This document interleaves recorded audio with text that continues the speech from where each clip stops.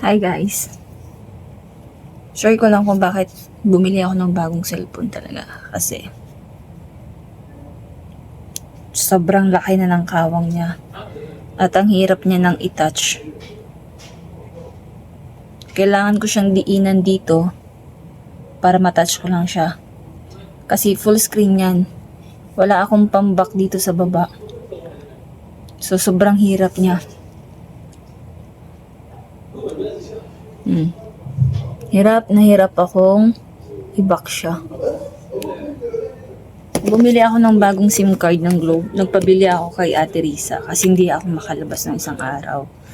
At para hindi siya ma-stuck or masira yung lagay ng SIM card, nilagyan ko siya ng SIM card ng Globe. Kasi yung Globe dito sa Saudi is may signal. So, i-register ko na yung SIM card kong na Globe. Ito yung OTP. QR code. I-scan ko lang. So, ang bagal niya. Loading siya sobra.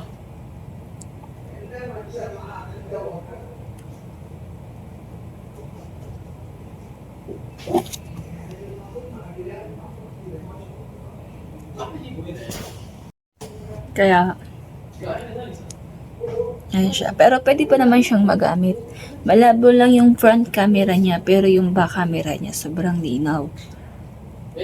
Matagal na to sa akin cellphone na to. Nung unang abroad ko pa lang dito sa Saudi, cellphone, binili ko siya kasi yung dating cellphone ko, nung first time ko mag-abroad ay Realme.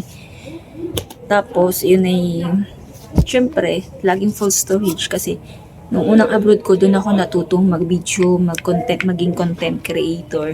Actually, nilalagyan ko na to siya ng tape. Ayan no, kung mapapansin nyo may tape sa gilid kasi pati, ayan no, di ba halata yung tape kasi pati dito umaangat na siya.